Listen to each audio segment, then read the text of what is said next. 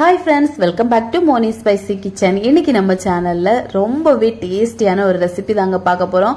ஆமாங்க, நீங்க thumbnail-லே பார்த்துட்டு வந்திருப்பீங்க. கறி எதுவுமே இல்லாம எப்படி சூப்பரா ஒரு கறி குழம்பு வைக்கலாம்னு. இதுக்காக சிக்கன், மட்டன், பீஃப் எதுவுமே கிடையாதுங்க. நம்ம வீட்ல இருக்கக்கூடிய சிம்பிளான ஒரு சைவ பொருள் தான் வச்சு நம்ம இன்னைக்கு பண்ணியிருக்கோம். கறி சாப்பிடாதவங்களுக்கு கூட நீங்க இந்த மாதிரி ட்ரை பண்ணி கொடுக்கலாம். ரொம்ப விருப்பப்பட்டு சாப்பிடுவாங்க. ரொம்பவும் டேஸ்டியா இருக்கும். சரி வாங்க இது எப்படி செய்யலாம்னு பார்க்கலாம். அதுக்கு முன்னாடி நம்ம சேனலுக்கு இப்பதான் ஃபர்ஸ்ட் டைமா வரீங்கன்னா மறக்காம சப்ஸ்கிரைப் பண்ணிக்கோங்க. பக்கத்துல இருக்கக்கூடிய பெல் பட்டனை பிரஸ் பண்ணிக்கோங்க. அப்பதான் நான் போடக்கூடிய நியூ வீடியோஸ் உங்களுக்கு நோட்டிபிகேஷன் வரும். மறக்காம லைக் பண்ணுங்க, ஷேர் பண்ணுங்க. இப்போ ஒரு மிக்சர் ஜார் எடுத்திருக்கேன். இதுல சரியா 2 தக்காளி, நல்ல பழுத்த தக்காளியா 2 தக்காளி சேர்த்திருக்கேன். இது கூடவே 3 வரமிளகாய். இந்த மிளகாய் பாத்தீங்கன்னா காஷ்மீரி மிளகாய் தான். நல்ல காரம் இருக்காது, ஆனா நல்ல கலர் கொடுக்கும். அதுக்காக இப்ப நல்லா இந்த மாதிரி அரைச்சி எடுத்துட்டு வந்துடலாம். தண்ணி எதுவும் சேர்க்க வேண்டாம். இப்ப இதை மாத்தி வச்சுட்டு ஒரு பவுல்ல சரியா 1 கப் அளவுக்கு கடலை மாவு எடுத்துக்கோங்க. இந்த கடலை மாவு வச்சுதான் நம்ம இன்னைக்கு சூப்பரான ஒரு சைவ கறி வந்து ரெடி பண்ணி எடுத்துக்க போறோம். இது கூட 1/2 டேபிள் ஸ்பூன் அளவுக்கு மிளகாய் தூள், 1/4 டேபிள் ஸ்பூன் அளவுக்கு மஞ்சள் தூள், 1/2 டேபிள் ஸ்பூன் அளவுக்கு தனியா தூள், அப்புறமா ஒரு 1/2 டேபிள் ஸ்பூன் அளவுக்கு கரம் மசாலா தூள், தேவையான அளவுக்கு உப்பு சேர்த்துக்கோங்க. நான் ஒரு 1/2 டேபிள் ஸ்பூன் அளவுக்கு சேர்த்திருக்கேன். இப்ப இது எல்லாத்தையும் சேர்த்து நல்லா ஒரு முறை இந்த மாதிரி நம்ம மிக்ஸ் பண்ணி விட்டுக்கலாம். அப்பதான் எல்லா பொடிகளும் மாவு எல்லா பக்கத்துலயும் நல்லா படும். இப்ப இது கூடவே கொஞ்சம் மிதமான சூடு இருக்கக்கூடிய தண்ணி ஒரு 1/4 கப் எடுத்திருக்கேன். இதுல கொஞ்சம் கொஞ்சமா சேர்த்து நம்ம பிசைஞ்சு எடுக்கணும். ரொம்ப தண்ணியெல்லாம் பிசைஞ்சிடக்கூடாதுங்க. கொஞ்சம் நல்லா கெட்டியா தான் இருக்கணும். நம்ம கையில பிடிச்சு பார்க்கும்போது நல்லா பிடிக்க வரணும். அந்த பக்குவத்துக்கு இருக்கணும். இப்ப பாருங்க, நான் உங்களுக்கு கன்சிஸ்டன்சி எப்படி இருக்கணும் அப்படிங்கறத பெர்ஃபெக்டா காட்டுறேன். இப்போ கொஞ்சம் கூட நம்ம தண்ணி சேர்த்துக்கலாம். நம்ம எடுத்து வச்சிருந்த தண்ணியில கொஞ்சம் கூட 1 டேபிள் ஸ்பூன் அளவுக்கு கூட நான் தண்ணி சேர்த்து இந்த மாதிரி பிசைஞ்சு எடுத்திருக்கேன். இந்த பதத்துக்கு இருக்கணுங்க மாவு. நம்ம கொஞ்சமா கையில எடுத்து பார்த்தோம் அப்படின்னா இந்த மாதிரி நம்ம கையில எப்படி எடுக்கிறோமோ அதே ஷேப்புக்கு நம்மளுக்கு கிடைக்கணும். இந்த மாதிரி இருக்கணும். அப்பதான் இது ஒவ்வொரு கறி துண்டு கிடக்கிற மாதிரி இருக்கும். பாருங்க, நான் ஒண்ணு கூட எடுத்து காமிக்கிறேன். இந்த மாதிரி சும்மா கையில எடுங்க. அதை லேசா இந்த மாதிரி ஒரு ஷேப்புக்கு கொண்டாங்க. அவ்வளவுதான். இப்ப இதே மாதிரி நம்ம எல்லாத்தையுமே ரெடி பண்ணி எடுத்துக்கலாம். இது பார்க்கவும் பாத்தீங்கன்னா கறி மாதிரியே இருக்கும். டேஸ்ட் வைஸும் சூப்பரா இருக்கும். கண்டிப்பா நீங்க இந்த மாதிரி ட்ரை பண்ணி பார்க்கலாம். இப்ப பாருங்க, நான் எல்லாத்தையுமே அதே மாதிரி எடுத்துட்டேன்.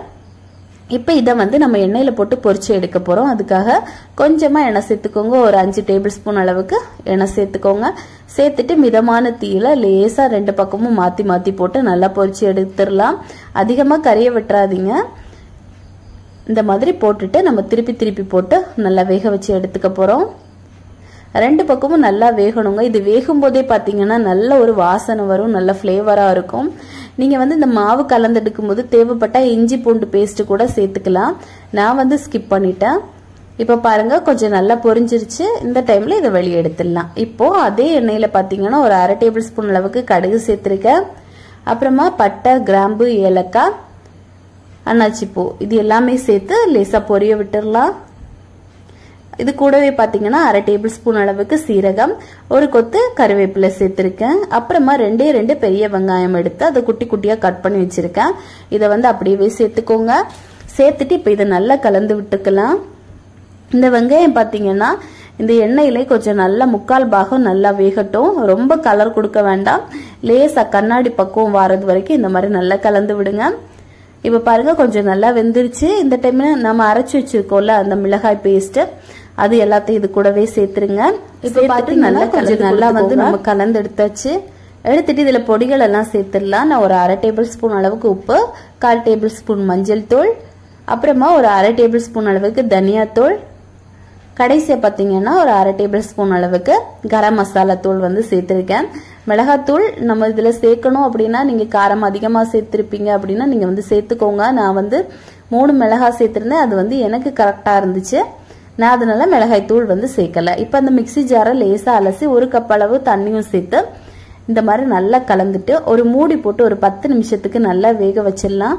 இது 10 நிமிஷம் பாத்தீங்கன்னா கண்டிப்பா நல்லா வேகணும். இப்ப இது நல்லா வெந்துருச்சான்னு பாத்துடலாம். இப்ப பாருங்க, 10 நிமிஷம் ஆயிருச்சு. கொஞ்சம் குழைவா வந்திருக்கு. லேசா நம்ம இதை வந்து நல்லா கிளறி கொடுத்துடலாம். கொடுத்துட்டு நம்ம இதுல வந்து இனிமே தேங்காய் பால் வந்து சேர்க்க போறோம். நான் சரியா 1 கப் அளவுக்கு தேங்காய் பால் வந்து எடுத்திருக்கேன். இது முதல் பால் மட்டும்தான் நான் வந்து எடுத்திருக்கேன். இதை வந்து அப்படியே இந்த கிரேவிக்குள்ள சேர்த்துருங்க.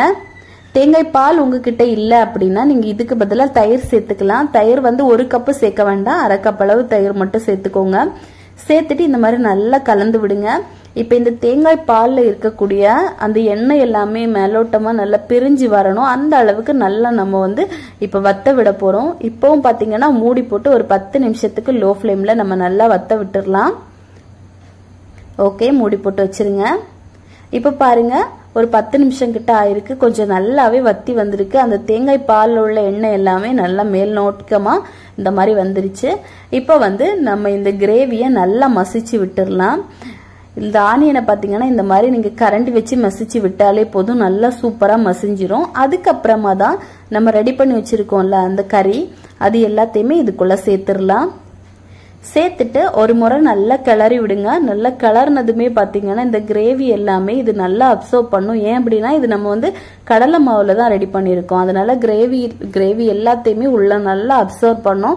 நல்லா டேஸ்ட் வைஸ் சூப்பராக இருக்கும்.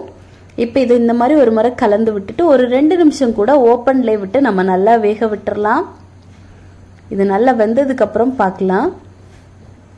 இப்போ பாருங்க, ஒரு 2 நிமிஷம் நல்லா வெந்துருச்சு. இப்போ கடைசியா கொஞ்சமா கருவேப்பிலையோ இல்ல கொத்தமல்லி இலையோ சேர்த்துக்கோங்க. சேர்த்துட்டு கிளறி எடுத்தீங்க அப்படின்னா நம்மளோட சுவையான சைவ கறி வந்து ரெடி ஆயிடுச்சு. யாருமே நம்ப மாட்டாங்க இது வந்து நம்ம இந்த மாதிரி கடலை மாவுல தான் ரெடி பண்ணியிருக்கோம் அப்படிங்கிறத. அவ்வளோ சுவையா அவ்வளோ டேஸ்டியா இருக்கும். கண்டிப்பா நீங்களும் ஒரு முறை இதை வீட்டில் ட்ரை பண்ணி பாருங்க. ட்ரை பண்ணி பார்த்துட்டு எப்படி இருந்துச்சுன்னு மறக்காம கமெண்ட் பண்ணுங்க. இந்த வீடியோ உங்களுக்கு ரொம்ப பிடிச்சிருக்கு அப்படின்னா உங்க ஃப்ரெண்ட்ஸ் அண்ட் ஃபேமிலிக்கு ஷேர் பண்ணி விடுங்க. நெக்ஸ்ட் இன்னொரு வீடியோவில் உங்களை சந்திக்கும் வரை டேக் கேர், பாய்.